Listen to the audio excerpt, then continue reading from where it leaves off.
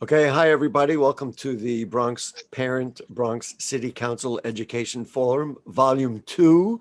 This event is organized by the Bronx Parent Leaders Advocacy Group in coalition with CECs 7, 8, 9, 10, 11, and 12, which involves the entire borough of the Bronx. The New Settlement Parent Action Committee is also involved in setting this up, the African Democratic Club, the STEMDUP Institute, and BronxNet Television. My name is Gary Axelbank. Many people in the Bronx know me as the host of Bronx Talk and the Bronx Buzz on BronxNet Television. It is my pleasure to be the moderator of this forum. Also, we do want to thank these parent leaders representing the community education councils, not commonly known as the CECs. Hakeem Yamadi, who is the CE7 president. Farah Despains is the CE8 president and lead coordinator of the BXPLAG Parent Candidate Forums. Aida Zainos, who is the CEC 9 president. Maria Villalobos is the CEC 10 vice president. Cheryl Smith is the CEC 11 president. Ilka Rios is the CEC 12 president. Amy Tsai represents District 75. Benga Subair represents the African Democratic Club. Grizel Cardona represents the New Settlement Parent Action Committee. Sheikh Musa Drama represents STEMDUP and the STEMDUP Institute. And Tom Shepard is the co-founder of the Bronx Parent Leaders Advocacy Group. Considering the number of candidates running, the committee worked hard to invite as many as they could. We had a forum in the past, and in tonight's second City Council Candidate Forum, those appearing on tonight's program were those who responded and wanted to participate. Tonight, of course, it's about education. Education of Bronx children, of course, but also educating the general public about who the candidates are, but really also educating the candidates about who Bronx people are and really what Bronx parents want for their children. And the Bronx Parent Leaders Advocacy Group explained it this way. They say what they want to improve education in the Bronx and begin creating the type of synergy around education in the borough that could uplift us all in the name of diversity, inclusion, equity, and excellence. I don't think we could have explained it any better.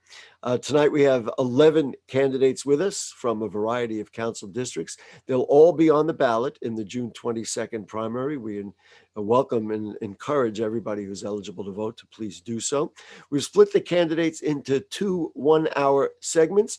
And so here are the candidates who will appear in our first hour. Running in City Council District 11, former NYPD police detective Carlton Berkeley. Nice to have you with us, Mr. Berkeley. Thanks for having me. Thank you. And the incumbent councilman is Eric Dinowitz. Mr. Dinowitz, nice to see you and nice to have you with us. Thank you, Gary, and thanks to parents for organizing. And also an attorney and chair of the Community Board 8 Traffic and Transportation Committee, vice chair of the Land Use Committee. It is Dan Paternak. Nice to have you with us, Mr. Paternak. Hi, Gary, and thanks to the parent leaders for the invite today. Thank you.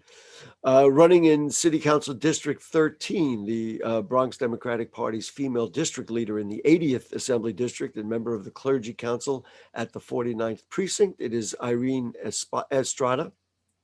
God bless you, and thank you for having me. The president of the Throgs Neck Residents Council, member of Community Board 10, Monique Johnson. Ms. Johnson, nice to have you with us. Good afternoon. Thank you for having me.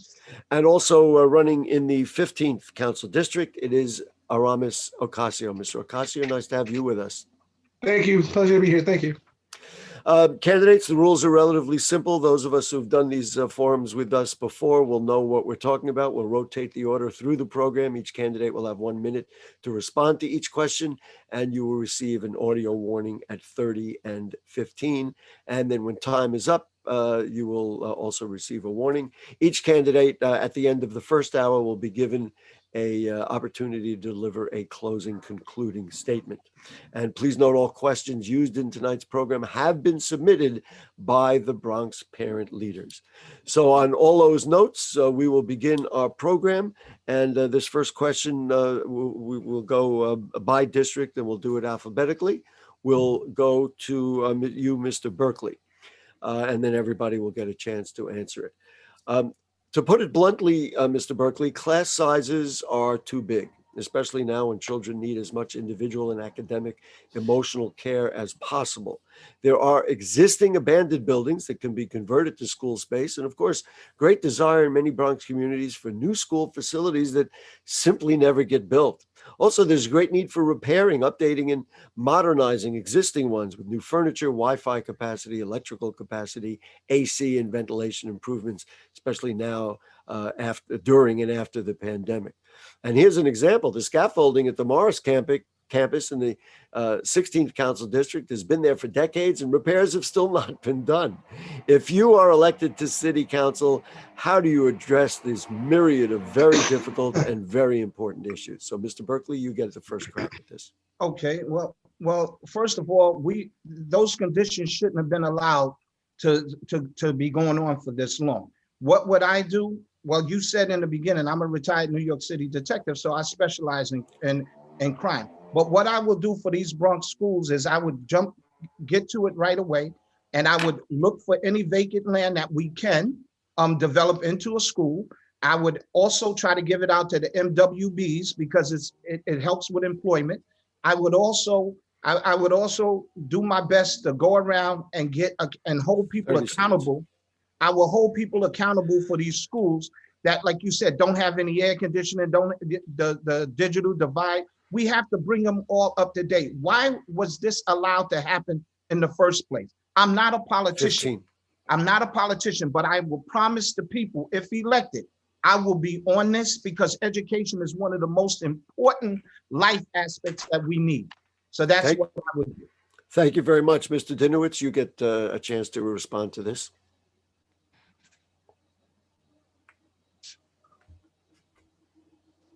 Maybe he's muted. Do we have you, Mr. Dinowitz? Oh, there I am. Thank you. There you go. Sure. Thanks, Gary. So I'm Council Member Eric Dinowitz, but before I was Council Member Eric Dinowitz, I was Mr. Dinowitz. I was a public school special education teacher. I taught in the Bronx. I know what it's like to teach in a classroom with 34 kids. I know what it means when a school has to break up their dance studio so that they can create more classrooms. And that is not what we should be doing for our children, taking away the offset physical space to accommodate classrooms, but that's what we need to do.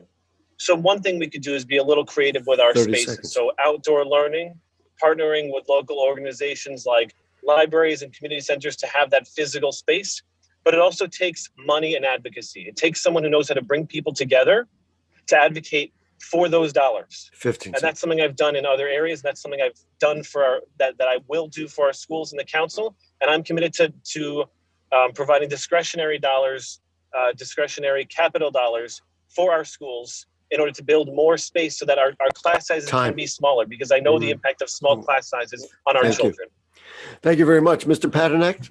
Yeah, Gary, great question. Look, I went to public school 95. This is not a new problem. It's a very old problem that has not been handled in, quite frankly, generations. We need to re-envision and reconstruct our existing campuses. That takes thought, that takes very creative people who understand the construction process, who understand land use, and who understand neighborhoods and the needs of each school.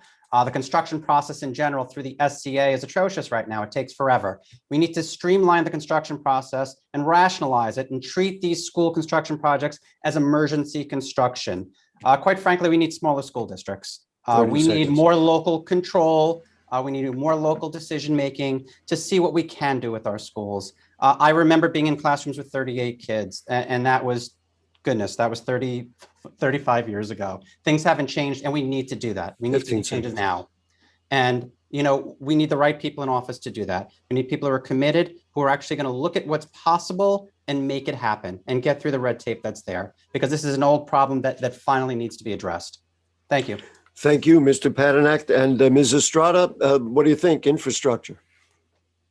I believe, again, that this is a situation that has been lingering upon us for decades and for centuries. I am a former parent coordinator from PS 19 Woodlawn, Lehman High School, and MS 135 Aspire Preparatory Middle School. I am a PTA president since 1982. My daughters went to Evander Childs High School, PS 76, PS 89, St. Lucie, you name it, I had done it. When it comes to the infrastructure that we're talking about, is capital 30 seconds. money that has been abused.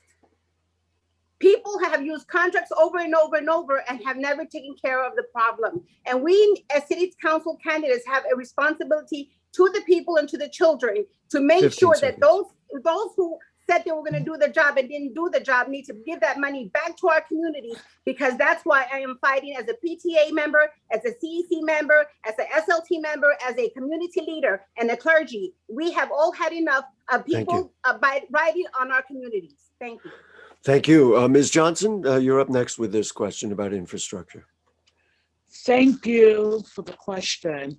I think the first thing that we need to do is we need to reach out to the Bronx Borough President Office and the Mayor's Office.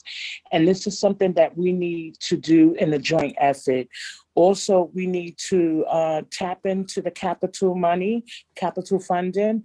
Also, I agree with smaller classes. Air conditioning and ventilation is a priority at this particular moment. It is not an option. It is a priority. So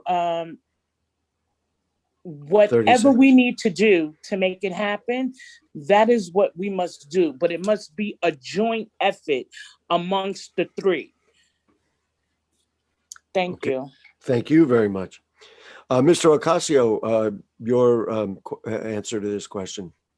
Well, I'm a former student of PS9, so I understand this problem as well. I feel like we as City Council need to work straight on with the Board of Education to try to find solutions and problems to this for future reference. If it's not in the first year or second year of my term, I want to see that we keep going and try to make a difference. And it starts with, first of all, laying out some sort of plan with the school board and with us and within City Council that we all are in agreement to try to give our students and ensure the parents of every district that their children are getting the best education that New York City can provide. So I know there's enough funding to do this, and I just want to allocate the funding that we already have to some new programs or existing programs that are doing a lot for our communities. Thank you so much. Thank you. Let's go to the second question. And the first respondent will be you, Mr. Dinowitz. I know that it's obvious that you're on the road, and we know that you'll be have to leave at some point, but we'll give you a chance to respond to this first. Thank you. Mr. Dinowitz, unfortunately, Bronx students and their families have been disproportionately affected by trauma from so many sources, and even more so during this pandemic. The DOE has initiated family and community wellness collectives to address the trauma that Bronx children and their families have gone through, especially in underserved communities. There's a great need for healing spaces and resources for all children and support for their families, especially in places where trauma was often pervasive even before the pandemic. So how can you, as a council member, address these kinds of issues? I'm going to make sure I'm unmuted this time. So when we talk about trauma, that was trauma that I saw every single day in the classroom. It's one of the things that drove me to run for the council in the first place. You know, when my students would come in homeless, when they would squirrel home extra sandwiches in their bag because they were food insecure, you know, those are things I saw every day. Of course, all this exacerbated by the pandemic. And so what did I do in the classroom? I incorporated social emotional learning, mental health education, everywhere I could, to my math lessons. And so one thing we need to do is we need to work on the funding and the professional development for teachers to do it directly every day, having children have that social emotional learning. I think one of the best ways to do that, of course, is to move away from high stakes testing so that teachers aren't pressured 30 seconds. And they have the time and space and they're not incentivized to teach the test. They'll have the incentive for social emotional learning. In the council, what I've already done is advocated for more funding for community schools, which typically have mental health clinics in them, because I saw as a teacher how those mental health clinics were vital to the health of our students, their mental health. Thank you. Thank you. Mr. Paternak, your chance to respond to this. Yeah, great question. Look, pre-COVID, there are a lot of issues within the schools, and for anyone who's experienced trauma, you know, we know support is key to addressing that trauma. First, we need to have the appropriate assistance within the schools, because quite frankly, that's going to be the best outlet for children who are having trauma. You know, we have children who basically are facing food insecurity, homelessness. I mean, they're experiencing adult problems as children. They're in unstable and unsafe homes in some instances. We need to help them out. Look, I know growing up here, some of the best outlets were group activities, so kids don't feel alone. I want to expand sports and after-school programs. I want to make sure that students who need help have the ability to reach out for that help, be it to in-person or through telehealth professionals.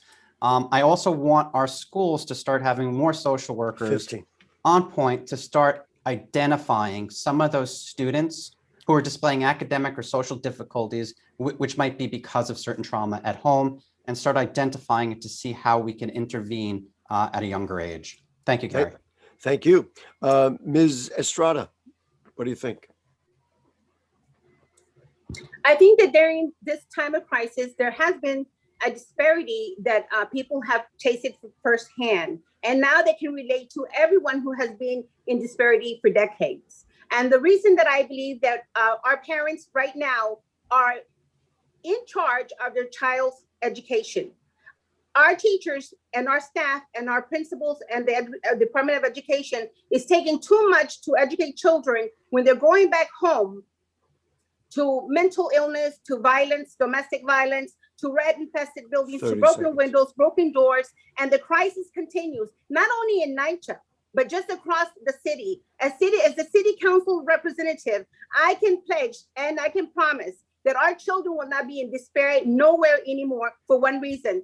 Each parent needs a parent educational plan to envision where they want to be, as well as where they want their children in education, so that they all can have goals to make sure they get out of poverty and to use every resource that New York has to get them to their goal. Thank you.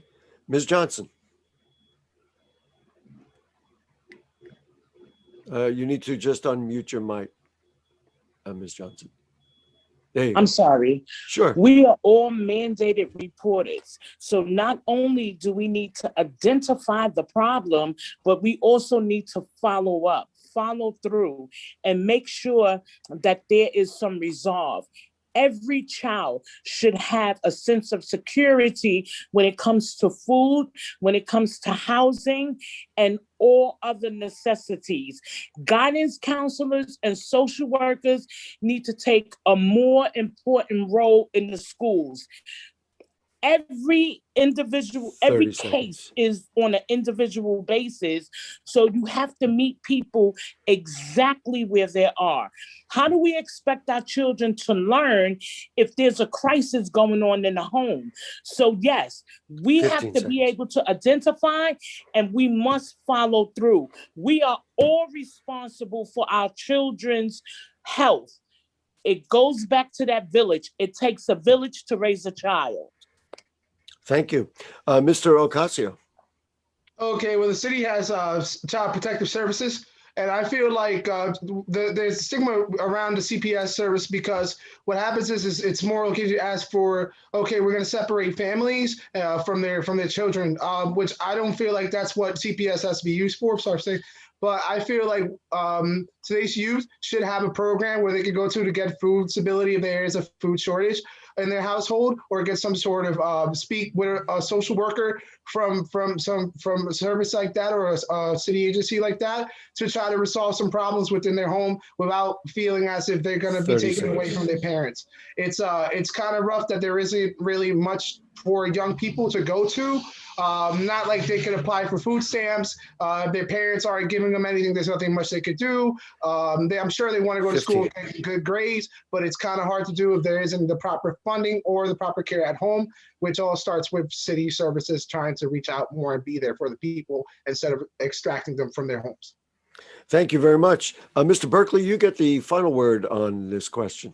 Okay, when you talk about trauma, all right, you can't put a Band-Aid on trauma. In order to find out if a kid is going through trauma, to me, right, what everybody is saying, it starts at home. So someone has to reach out to that parent, because what kid comes to school and talks about what's happening at home? Kids don't do that. Teachers don't indulge them in that. Some do, some caring teachers do, but most don't. So it has to start at home. So if the child is going through trauma, obviously the parent is 30 going through seconds. trauma. So the trauma has to start with the parent, and then when it comes to the school can address it accordingly, because the parent or that social worker helping the parent will come to the school and let the school know, 15 and let that social worker at the school know what that kid is going through, so that kid can be dealt with appropriately. That's what we need. More workers, social workers, and families to fight this trauma that's going on. Teachers can't do it. Time. They just can't. Thank you. Thank you. The next question will be addressed to you, Mr. Patanek. You'll get the first chance to respond to it. Right. Mr. Patanek, there has been a real problem of inclusion in Bronx schools. Parents of differing language and or cultural barriers have had difficulty communicating with the school system. And then what happens? They become disengaged and ultimately their children suffer. So how can you help address this and bring additional resources into the schools to supplement the funding that does already come out of the state and city to address this problem? Yeah, excellent question. Look, Gary, we live in the melting pot of the world, New York City, and we have to be cognizant of that in our communications in our schools with our parents. We also have to understand that, a child's success in school is largely going to depend upon what's going on at home and parental involvement as well, for support and for structure at home. What I want to do, is to make sure that our schools are having an initial conversation with parents in the beginning of the school year. Every academic year, I want homeroom teachers or the base teachers essentially to survey parents to find out what their primary languages are and what their technical capabilities are. Do they have email? Can they communicate through electronic communications? What is the best way? And then figure out, language. If there is a language divide, we have so many resources in the city of New York that we could plug into. And this is something that must be established in the beginning of the school year. Regarding parent groups as well, if we can figure out what the best communication is in the beginning, then we can get them involved in the classroom and involved in schools. Thank you, Gary. Thank you. Ms. Estrada?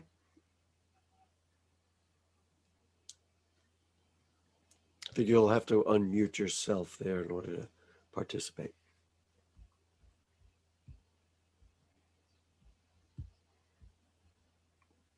Now you can hear me?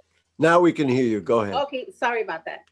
Okay, as a parent coordinator for the Department of Education, when people start talking about barriers as languages and people are suffering and being disparate or disproportionate, it's false. As a parent coordinator at my PTA meetings, in my CEC meetings, in any training workshop that I have had with the 500 parents, if I had people from Yemen, from Africa, from Nigeria, from Mexico, whatever language they spoke, they were assisted with translators. They were assisted with people who helped them learn anything that they needed to help them with their children's education. In dealing with the language barrier, yes, we might need more tutors to help the parents after school to do their homework. But let me tell you something. I have children from Nigeria that didn't even know a word of English. And when they graduated from the 8th grade, they were on honors. And they went into the top colleges. So a lot of it has to do with how far will the parent go to get the services that the child needs? Because the Department of Education has all of these services and resources ready to be used. And again, they just got $250 million. Okay. Thank you very much. They can go ahead and use that money for that too. Ms. Johnson. Once again, it goes back to identifying the problem and then following through. No child should be left behind because of a language barrier. We have to meet children where they are. We have to meet them where they are and pull them up to where we're at. So if they need a tutorer, fine, that is what we provide. If they need remedial courses, fine, that is what we provide. If they need an extra lab class, fine, that is what we provide. Whatever that child need is, it is our responsibility to make sure that child get exactly what they need so they can succeed in life. And if the parent is not able to do so, then guess what? We have to chip in and we have to help. 15. It goes back to that village. Thank you. Thank you very much. Let's say to you, Mr. Ocasio, you get a chance to respond to this question. Okay, with the growing economic landscape of New York City, we're seeing all types of different people already coming here. New York City's always been a large hub of different cultures, of different traditions. So basically, I understand what it is because English wasn't always my first language, was my primary. So I did have to learn, and I knew about ESL classes that they provided, but this was early on before Google Translate and all these other things, we should really utilize that for the kids so that way they can, but at the same time, we do want them speaking more proper dialect when it comes to learning English from their language or vice versa. So we want to make sure that when they get brought into the classrooms, that they feel comfortable and that they can excel and learn English and learn some American ways of our education, and help their parents as well with any language barriers that there may be. Thank you, Mr. Berkeley. Well, why don't we have the technology that once we see children coming into our schools that speak a different language, why not hire teachers that speak their language? All right, I don't see why we can't do that, because that will make it much more easier for the child. The same thing for the parents. Now, obviously, we can't have the parents in the schools, but it will be up to the parents to have, with these community organizations, to have people in to teach them English. But for the kids, why can't we just hire teachers that speak their language and then put all of the kids that speak that same language in that classroom for that teacher to teach? And then with the ESL classes, we convert their language into English. But for starters, why can't we just hire teachers that speak their language? That would make it very much easier for the student, because this year the education is being fully funded for the first time in years. Thank you, Gary. Thank you. Mr. Dinowitz, you get the final word on this question. Thank you. Yeah, I mean, I have a deep commitment to engaging parents and language access, so much so that when many of my Bronx students, their families only spoke Spanish, I learned Spanish in order to personally engage them in the classroom, in their child's learning. We have translation services in the city, and many parents or students don't know that they can have access to them. One of the things we passed in the council was ensuring students were provided with information about summer meals. And that's the same type of approach we need to take to ensuring that the families and the students know what language services are available to them. One of the other things I believe we need to do is that a lot of our schools are so small that it's very difficult for schools to provide the resources that they need to students with different languages. And so with larger schools sometimes, or larger programs, we can consolidate that and ensure that the students and their families' needs are met. Time. Oh, thank you very much. I do want to just remind our viewers that Carlton Berkeley, Eric Dinowitz, and Dan Paternak are running in the 11th Council District.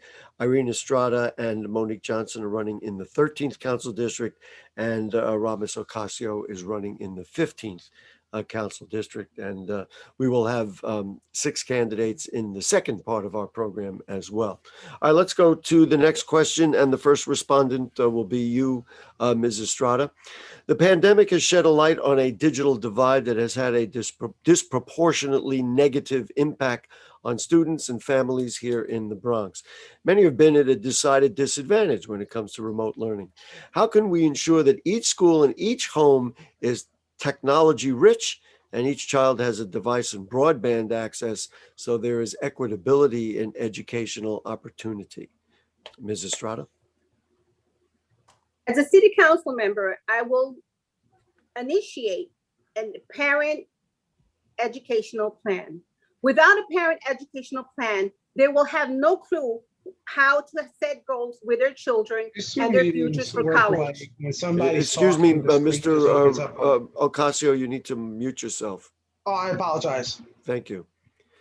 Go ahead, Ms. Estrada. Okay. I'm sorry. So the broadband is very important because all children need Wi-Fi to do their work at home. But something that puzzles me is that I have visited so many homes as clergy during the pandemic and done so many Zoom funerals, and all these homes where the children are considered not having the resources that they need for an education are the ones that have the most expensive sneakers, the ones that have the most expensive PlayStations, the ones that have all 15. these equipment. So my concern is that we need to teach parents how to prioritize their education and a plan for their children. Because yes, the city can be responsible to give you broadband and Wi-Fi and all these agencies that you need, but the parent involvement is always going to be the key. And that's why I praise God that I was part of the CEC for years. Then I understand the goal for parents. We really need people to stick to the time limit. I do appreciate it. Ms. Johnson, your thoughts? Yes, I don't think that one's salary has to do with whether their children are equipped to learn. I think the Board of Education is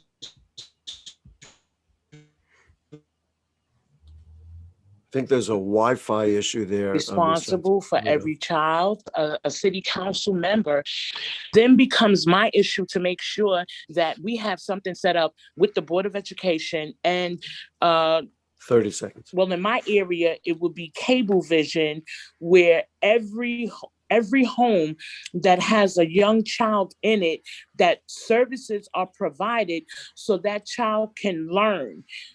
No child should be without education because their parents cannot provide certain services due to a lack of income. That is absurd, and that is a no-go for me. We are responsible for every child enrolled in school in the Board of Education. Thank you. Thank you, Mr. Ocasio.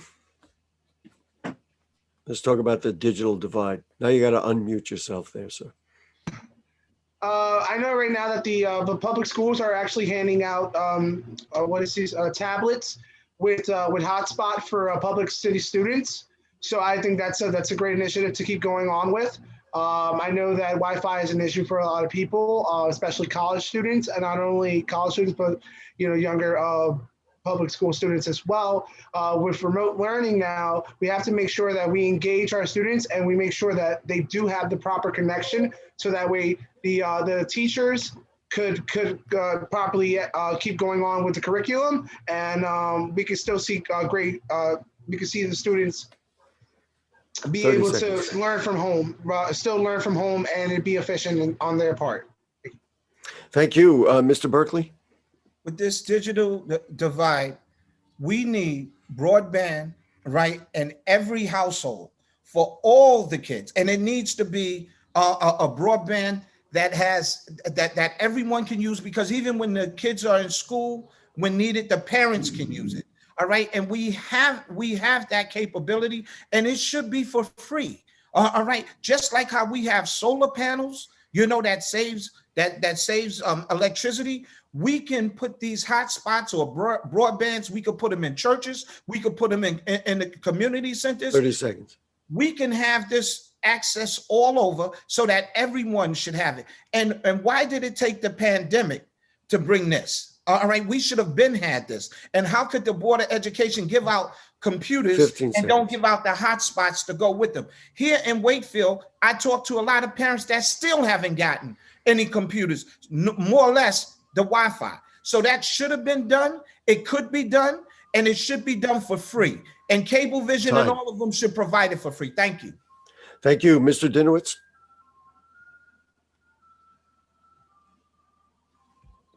We're not hearing you. I'm sorry. Did you? Yes, is it my turn? Yes, your turn, sir. Go ahead. Okay, sorry about that. Yeah, that's okay. Obviously, universal access to the internet is vital, right? And there were students I was teaching through the pandemic, weeks and weeks and weeks into the pandemic, were still not able to engage in my class because they didn't have a device or didn't have the access. But this goes back even further. I mean, when I was teaching math in high school, students didn't have a TI-83 calculator. Right? My students in the Bronx, we had to share a class set of calculators that they couldn't take home with them. So how could they even access the homework? How could they do the homework that they needed to do and do the test practice that they needed to do without the calculator that honestly I was able to buy when I was in high school? So already that before the pandemic, was already causing disparity, 15. disparate outcomes in our testing because of access to a simple technology. And now, of course, with iPads and Chromebooks, look, I just want to be clear, I'm directing some of my discretionary dollars to Reso 8 grants so that schools can purchase Chromebooks and laptops so they can have equal access to technology and Wi-Fi. Mr. Paternak, final word on this question of the digital divide. Look, great question. We're seeing disparities here.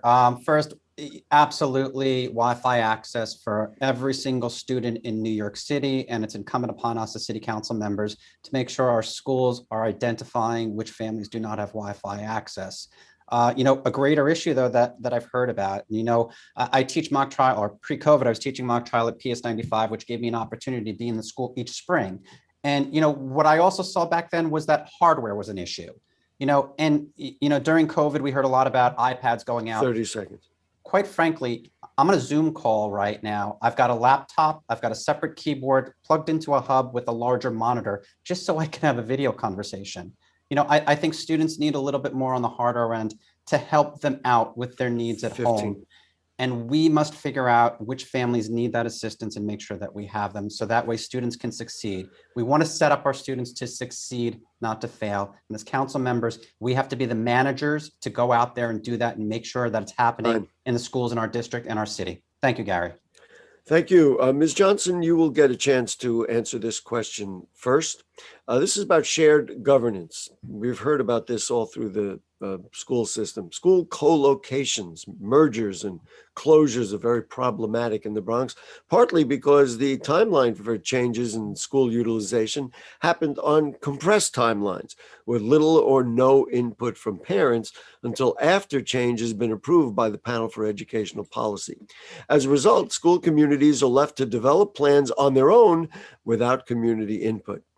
Can you commit to making sure that your appointees on the PEP and CECs are more aligned with parents so they represent those parents and that their voices in governance can have real meaning? Because so far, it hasn't been the case. Ms. Johnson. Yes. So once again, I'm very big on relationships. Very big on relationships. There needs to be a relationship with the city council, with the Board of Education, with the Bronx Borough President office, with the mayor's office.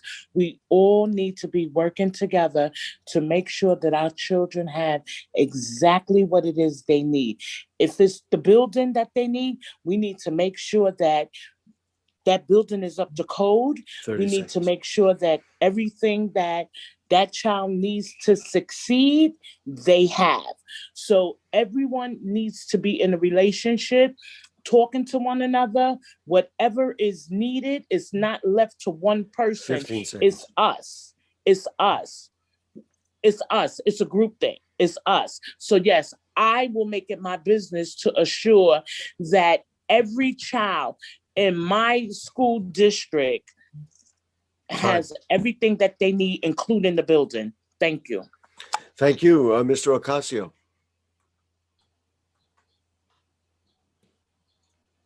It's got to unmute itself. Okay, Mr. Ocasio, I think you've got to remember to do that. He's talking and I don't.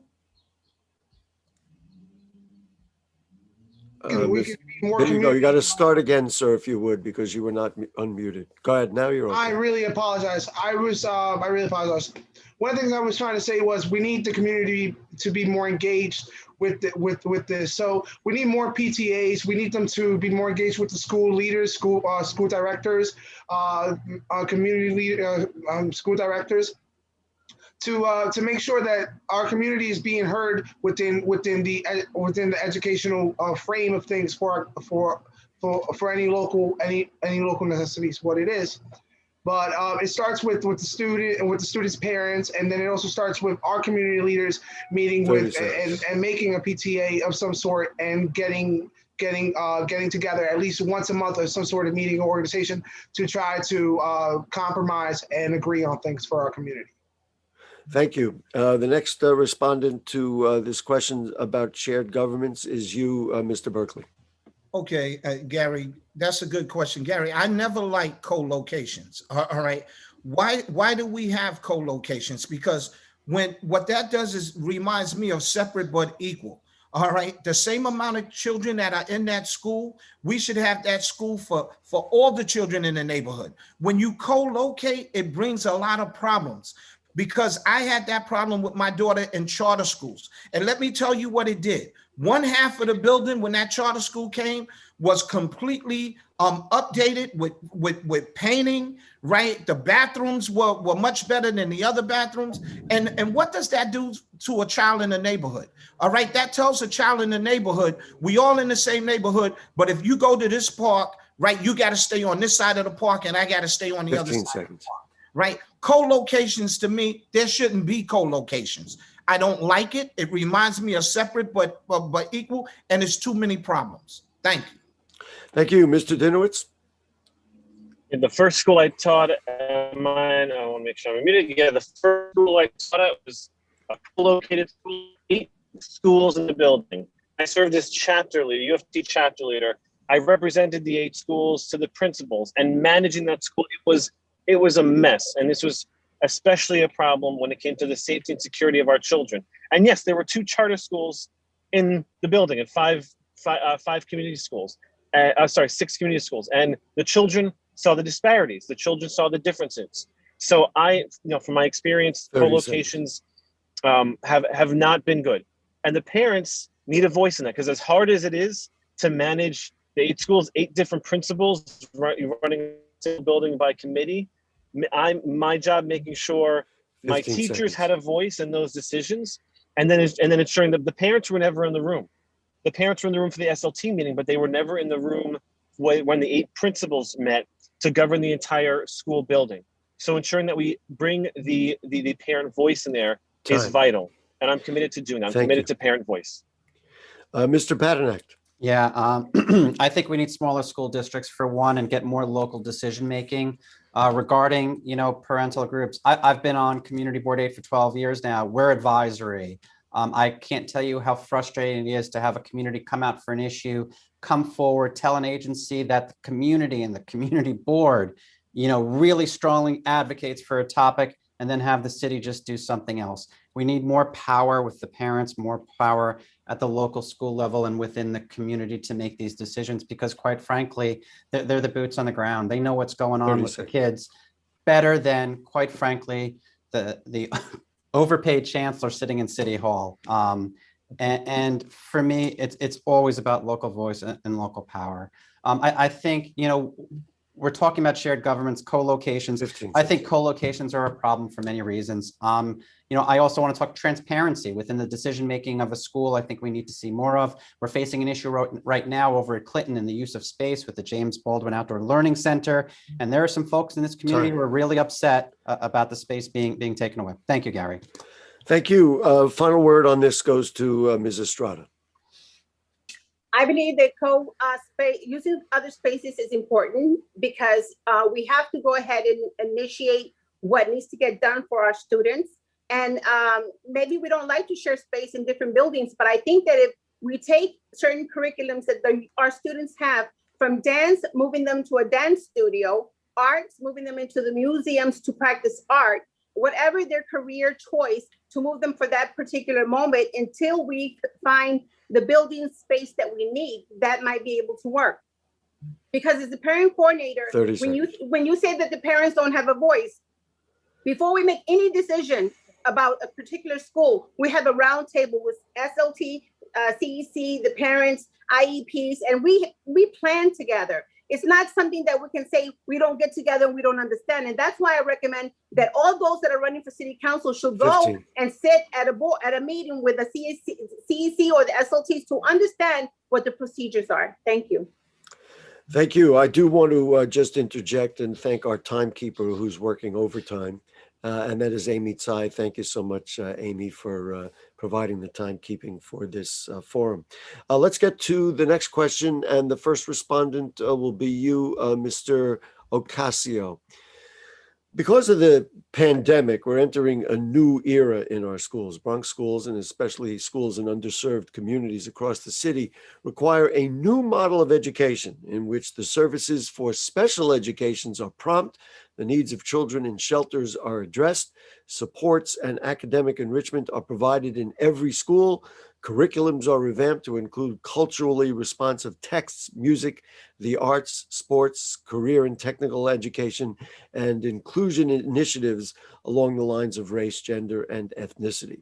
One initiative that tonight's organizing parents like is the exploration of urban agriculture in programs such as FISH, which is the Food Innovation Sustainability Health, in partnership with the Office of the Executive Superintendent, Bronx community-based organizations, and the City and State University of New York. So how do you see the process of developing a comprehensive model of education in the Bronx that uplifts students, families, and of course, ultimately the whole borough of the Bronx? Mr. Ocasio? Well, it all starts with seeing what they want at first, and us as politicians have to know what is good for the community. With giving new programs to the kids and offering these programs immediately to them in every single school, and having their parents be able to know about these programs to encourage them to participate. Another thing is it's our job. It's our job working with school leaders, educators, and people of every school district, even here in 15, to make sure that our students are enriched by our after school programs or our programs that we have going on for youth educational purposes. Thank you. Thank you. Let's go to Mr. Berkeley. Well, what we would have to do, this will take everybody. All right. As a councilman, I'd have to bring the educators, the teachers, the parents, the community, and the elected leaders. And what the elected leaders have to do is we have to listen. We have to listen and let the community and let the educators decide what needs to be done. Now, with this program, you said it's supposed to uplift the community and everything. My job is to listen and then bring the resources to make sure it gets done. And then while it's being done, right, I have to oversee to make sure it's being done. We as politicians, we can't dictate to the community what they need. All right, we have to listen to them, and we have to take a holistic approach to uplifting the whole community and not part of the community. 15. So we would have to sit down. I, as a councilman, would sit down with everybody that has a stake in it and listen to them and then come up with a plan to implement it. That's what I do. Thank you, Gary. Thank you. I believe Mr. Dinowitz had a previous engagement and he is no longer with us. I don't see him on the chat. So we will bypass his position and go to Mr. Paternak. Thanks, Gary. You know, right now, coming out of the pandemic, we have an opportunity to almost start over in many different ways, to recreate the learning process for students in each of our schools. In order to do that, we need to listen to the experts. And I'll be honest, I am not an educational expert. I don't claim to be. I am, however, a very good analyst. And I can tell you, I will listen to parents, I will listen to teachers, I will listen to the local schools. I believe that if you're going to manage properly, you really need to give more power to the local school districts and the local parents and the communities who know what's best. So I want to respond to data in an effective manner rather than a political one. And quite frankly, I think, you know, we have budgets within the DOE, and, you know, from what I hear from former teachers and other administrators is that there's a lot of 15 waste, seconds. And that there's a lot of waste in that budget that I think we need to look at and then have an appropriate budget and put resources where we need it. If it means extra money, yes. But I think it's about management as well and listening to the folks who know what they're doing. Thank you, Gary. Thank you. Ms. Estrada. Yeah, Gary, can you repeat the question again, please? Sure. Just give me one moment and we'll get it up again. Here we go. It's a lengthy question. You got to hang in there for it.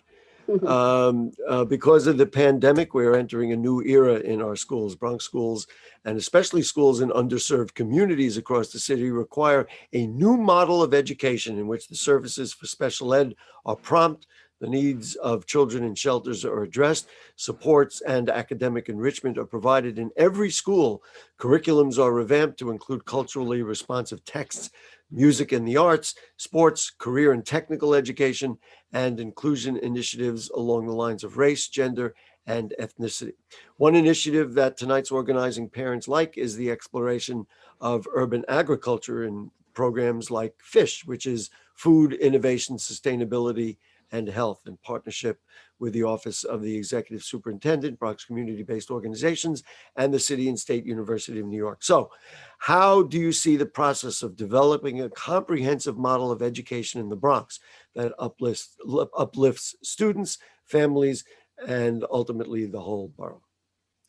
For over 40 years serving my district, the District 13, we have had the opportunity to bring in so many community-based organizations that I make sure that our parents in each community are linked to. If you are not connected to the organizations that can help you succeed or be goal-orientated for you and your family and your children, then it's time to get connected. As a city council member, I will make sure that in our city, all parents will have a district website where they can go into the website and check every community-based organization that they will be there to give them the resources they need according to their needs, whether it be the English learners for tutoring, for English from Yemen, from Pakistan. It doesn't matter about the barrier in language, but these are things that are available to all of us to give to our constituents. And that is my goal, to make sure they're empowered in knowledge. Thank you. Thank you. The final word of this hour session will be delivered by Ms. Johnson. Then we'll give candidates a chance to deliver a concluding statement. And then soon after, we will take a 5-minute break, and then we'll bring in the candidates for the next segment. So let's give Ms. Johnson a chance to respond to this final question. Thank you. So once again, we're going back to that word relationship. We would have to engage our parents. We have to engage our community. We have to bring in resources, and we have to have a discussion. We have to have a discussion to see what are the best ways to go about bringing resources into our community that can better help our children. That is what it's all about. 30 seconds. Part of my job as being city council is to make sure that my community have the resources that are needed. So my job as a city councilwoman is to connect those dots. But also it's an educational piece, because a lot of our parents are not aware and a lot of our parents are not engaged. So we must be creative with reaching out to our parents and our communities. Thank you. Thank you. Candidates, we've come to the time in our program where we will deliver and offer you the opportunity to deliver closing statements. And we'll go in the original order. Let's just remind you, Carlton Berkeley, Eric Dinowitz, and Dan Paternak are running in the 11th Council District. Irene Estrada and Monique Johnson are running in the 13th, and Aramis Ocasio running in the 15th. So, Mr. Berkeley, you'll get 60 seconds for your closing statement. Okay. All right. Thanks again for having me. And just let me just explain to people who I am. I'm a retired New York City detective. All right. I'm an expert in crime, not in education. I was born and raised in Harlem. I've been living up here in the Bronx almost the last 27, 28 years in the northern part of the Bronx. I'm an ordinary guy. I'm a deacon in my church, right? I've been married for almost 40 years. I have 3 children. I have 2 grandchildren. I just want to let the people know that if you elect me, and I've never held office before, I'm just a person that makes common sense decisions, and I will always listen to my constituents. I have to listen to them because you elected me. I'm a person that likes to get things done and no nonsense. For far too long, we have been lagging behind. And if you really want someone who's going to listen and implement your ideas, I'm the person to pick. I want to thank you all, and God bless you all. Thank you, Gary. Mr. Berkeley, thank you. Mr. Dinowitz is not with us. He, as we said, had a previous engagement. And so, Mr. Paternak, you can deliver your closing statement, sir. Great, thank you, Gary. First, thank you to the Bronx Parent Leaders Advocacy Group for hosting this event today. It's a great discussion, and it's one that needs to happen all across the city of New York. My vision for the public schools are essentially creating a safe, effective, nurturing, empowering environment for our students to succeed. It's our responsibility to do it as elected officials. We need to start listening more to parents, more to the experts, more to community advocates, and putting it together. We need to stop making political decisions and start making decisions that actually help our students. We need to put more time and resources and money into the places that they need to go, where the schools need it, where the students need it. Look, I'm born and raised Bronx. I'm a neighborhood candidate looking to solve neighborhood problems. I've been on a local community board for 12 years, and I'm looking to serve you. I'm somebody who cares, and that's why I love public service, and that's why I'm running for city council. Thank you so much, and have a great day, Gary. Thank you. Thank you, and you too as well. Ms. Estrada, your final comment. I encourage you to vote for me as your city council candidate for District 13. I am a grandmother, a parent to children who went to the public schools. My daughters are NYPD officers. I am continuously teaching our community to be trained, to be excellent, and to have a driven purpose. As a mother and a grandmother, I can tell you that because he attended public schools, the success is measured on parents, family, community, and educators. We are all in this together, and through the crisis that we have had through COVID, do not underestimate our students, because they're going to excel and they're going to be great, because we're going to have great representation that's going to cover them from the crown of their heads to the soles of their feet, because we have truly have had enough. And as the PTA president, I encourage you guys to vote for Ms. Estrada on the 22nd of June. Thank you. Thank you. Ms. Johnson? Yes, hi. Who is Monique Johnson? Monique Johnson is a Bronx girl. Monique Johnson lived in BronxNet houses for 48 years. Monique Johnson became the president of BronxNet Resident Council in 1992. Her reasoning for becoming the president was because for so many years she took out of her community, she felt like it was time to now give back to her community. So Monique has been on the battlefield fighting for the residents of BronxNet houses for 30 years. I have 30 years of uninterrupted service, and I am now looking for my territory to be expanded, and I want to share the same energy 15 seconds. with District 13. I believe education is key. I believe that the more we pour into our children today will affect their tomorrows. So this is why I do what I do, not for me, but to help others. Thank you very much. Mr. Ocasio, you get the final word of this entire hour. Great. First of all, thank you so much to the parents. Thank you to you guys of this organization and everyone who was able to get this together. Aramis Ocasio is who am I? I'm a former scaffolder, former construction worker. I graduated high school, went into construction here in the city, heavy construction. I served my city by taking care of many different buildings and working for many good different companies, good hardworking construction companies.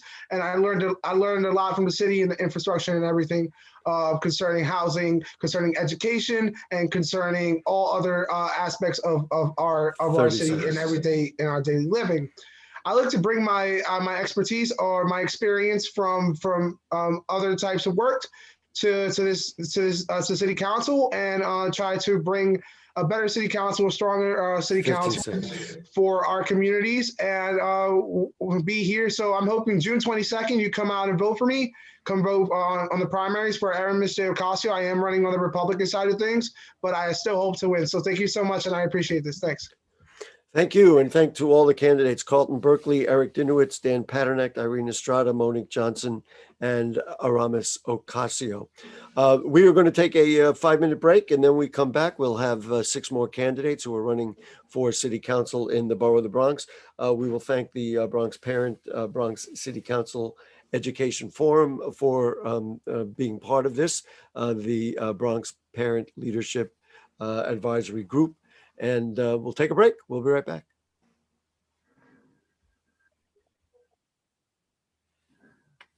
Okay, thank you one and all. And we'll take a few minutes